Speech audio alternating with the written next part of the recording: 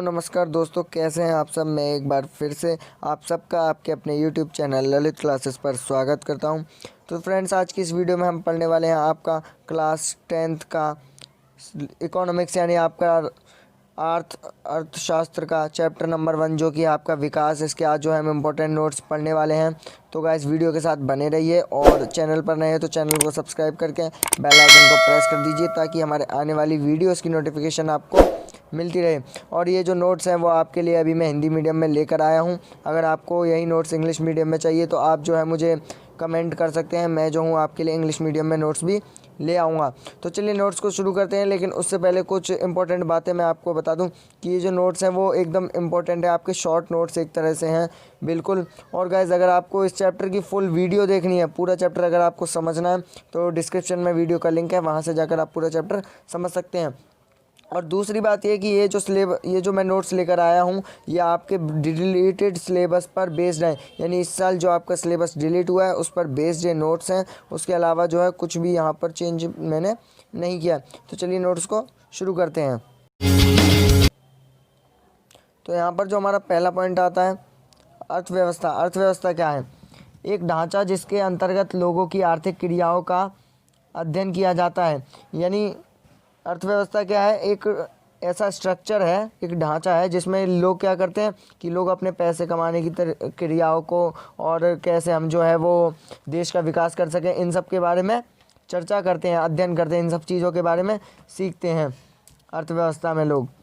और जो हमारा सेकंड पॉइंट है आर्थिक विकास, यानी आर्थिक विकास एक ऐसी प्रक्रिया है जिसके द्वारा एक अर्थव्यवस्था की वास्तविक प्रति व्यक्ति आय दीर्घ अवधि में बढ़ती है। यानी आर्थिक विकास क्या है कि किसी भी देश में अगर प्रति व्यक्ति आय यानी एक व्यक्ति की आय जो हो वो बहुत तेज़ी से बढ़ती हो, यानी कम समय में जो है वो बढ़ती हो, तीव्र गति से बढ़ती हो या दीर्घ अवधि में बढ़ती हो, उसे हम क्या कहेंगे? आर्थिक विकास, क्योंकि वहाँ पर जो है हमारी जेब में पैसा आ रहा है। उसके बाद जो हमारा नेक्स्ट पॉइंट आता है जो कि हमारा थर्ड पॉइंट है, लोगों या समूहों का प्राथमिक लक्ष्य अधिक आय या पाना। इसके अतिरिक्त बराबरी, स्वतंत्रता, सुरक्षा व आदर भाव अन्य लक्ष्य है। यानी लोगों का बस यही नहीं है, लोगों या किसी समूह का बस यही प्राथमिकता नहीं है कि उन्हें पैसे मिल जाए, कैसे भी उन्हें पैसे मिल जाए, चाहे उन्हें जो है कोई कुछ भी कहता रहे, बस उन्हें पैसे दे दे, ऐसा नहीं है। एक समाज में रहने के लिए लोगों को क्या क्या चाहिए? बराबरी चाहिए, उन्हें स्वतंत्रता चाहिए, सुरक्षा चाहिए और उन्हें दूसरों से सम्मान का भाव चाहिए कि हमारे सभी लोग जो हैं वो हमारा सम्मान करें। अगर ये सब चीज़ें नहीं होंगी तो इससे क्या होगा कि लड़ाई हो सकती है और लड़ाई बढ़ भी सकती है दो पक्षों के बीच में या फिर दो लोगों के बीच में। तो इसलिए क्या इम्पोर्टेंट है? एक तो बराबरी होनी चाहिए, भेदभाव नहीं होना चाहिए, स्वतंत्रता होनी चाहिए हर किसी को, सुरक्षा होनी चाहिए और उसके कुछ अधिकार भी होने चाहिए साथ के साथ। उसके बाद जो हमारा नेक्स्ट पॉइंट हम पढ़ेंगे आर्थिक नियोजन। यानी आर्थिक नियोजन क्या है? देश के साधनों का लाभ उठाकर देश के विकास को योजनाबद्ध रूप से बढ़ाना। यानी आर्थिक नियोजन क्या है कि एक तरह से प्लान है कि हमारा जो पूरा देश है, हमारे देश में कौन कौन सी चीज़ें हैं उनका उपयोग करके उनका जो है हम लाभ उठा के देश को विकास हम कैसे कर सकते हैं, अपने देश का विकास। चाहे वो विकास किसी भी तौर पर हो, ऐसा नहीं कि अर्थव्यवस्था के तौर पर, चाहे वो पैसे के तौर पर, ऐसा नहीं, विकास किसी भी तरह से हो सकता है। उसके बाद जो हमारा नेक्स्ट आता है पॉइंट कि हम प्रति व्यक्ति आय यानी जितने देश में लोग रह रहे हैं उनकी हर व्यक्ति की कितनी इनकम है, कितने वो जो है पैसे कमा रहा है, इसे हम औसत आय भी कह सकते हैं। यानी दोनों इसके नाम है। अगर आपसे औसत आय या प्रति व्यक्ति आय पूछा जाए तो आप इसे बता सकते हैं। तो औसत आय निकालने के लिए हमें क्या करना चाहिए कि सबसे पहले कुल राष्ट्रीय आय यानी देश की जितनी भी इनकम है पूरे देश की उतनी, और उसके बाद जितनी देश की जनसंख्या है उन दोनों को आपस में डिवाइड कर दो, यानी कि भाग कर दो। तो क्या निकल कर आएगा? प्रति व्यक्ति आय, यानी एक व्यक्ति की कितनी आय है, कितनी एक व्यक्ति कमा रहा है देश में, वो आपके सामने निकल कर आ जाएगा। और इसी का इस्तेमाल जो है देशों के बीच तुलना करने के लिए किया जाता है, जिसको अभी हम आगे पढ़ेंगे अपने नेक्स्ट पॉइंट में। तो यहाँ पर देशों के मध्य तुलना करने के लिए उनकी आय सबसे महत्वपूर्ण विशिष्टता समझी जाती है। यानी देश के बीच जब हम तुलना करते हैं तो सबसे महत्वपूर्ण क्या माना जाता है कि कौन सा देश अमीर है पैसों में, कौन सा देश गरीब है। अब अगर जिसकी इनकम ज़्यादा होगी वो देश अमीर कहलाएगा, जिसकी इनकम कम होगी वो गरीब देश कहलाएगा। तो इस तरह से जो हम पता लगा सकते हैं कि कौन सा देश अमीर है। जैसे अभी जो अमेरिका है वो टॉप पे है, वो सबसे अमीर देशों में और ताकतवर देशों में भी आता है, तो इसलिए वो ताकतवर है सबसे। उसके बाद जो हमारा नेक्स्ट पॉइंट है देशों के मध्य विकास को नापने के लिए औसत आय के साथ सार्वजनिक सुविधाओं की उपलब्धता, स्वास्थ्य सेवा, जन्म व मृत्यु दर, जीवन प्रत्याशा, प्रदूषण मुक्त वातावरण आदि मानकों का भी प्रयोग किया जाता है। यानी केवल इनकम ही जरूरी नहीं है, इनकम के साथ साथ क्या होना चाहिए कि सुविधाएं भी होनी चाहिए लोगों के पास। किसी देश में अगर लोग रह रहे हैं तो उनके पास सुविधाएं होना बहुत ज़रूरी है, जैसे कि उनके पास स्वास्थ्य सेवा होनी चाहिए, जन्म व मृत्यु दर में जो है वो इक्वलिटी बनी रहनी चाहिए, बैलेंस बना रहना चाहिए। उसके बाद जीवन प्रत्याशा भी बनी रहनी चाहिए, यानी सबको जो है बराबर का मान मिले, सम्मान मिले। उसके बाद प्रदूषण मुक्त वातावरण भी होना ज़रूरी है, और इन सब मानकों से ही जो पता लगाया जाता है कि कौन सा देश जो है वो ज़्यादा शक्तिशाली या फिर अमीर है और विकसित है। तो चलिए अब आगे पढ़ते हैं। तो आगे जो हमारा नेक्स्ट पॉइंट आता है जो कि बहुत इंपॉर्टेंट है, प्रत्येक देश के लिए औसत आय की गणना अंतर्राष्ट्रीय मुद्रा डॉलर में की जाती है।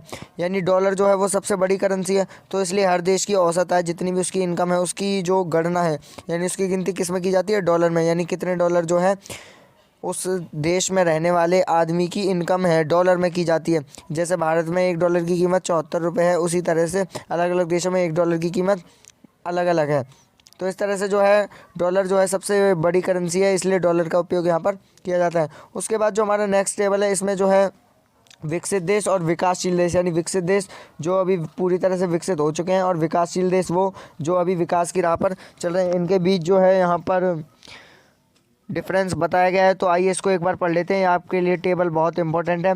तो यहाँ सबसे पहले किस चीज़ के ऊपर जो है, तो परिभाषा के ऊपर यहाँ पर देखते हैं।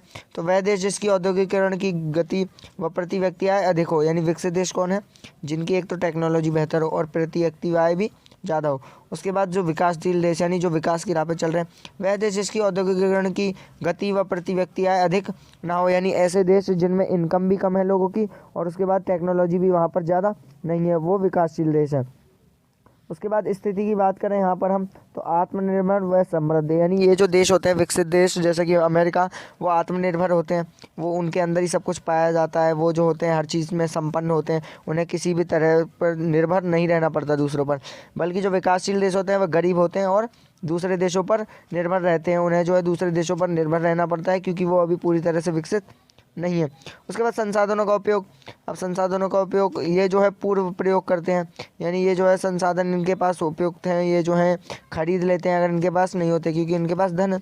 और जो अल्प उपयोग करते हैं, यानी जो विकासशील देश है जो विकास की राह पर चल रहे हैं वो अल्प उपयोग करते हैं, यानी उनके पास जो है ज़्यादा संसाधन नहीं होते हैं और इसलिए वह संसाधनों का उपयोग नहीं कर पाते हैं।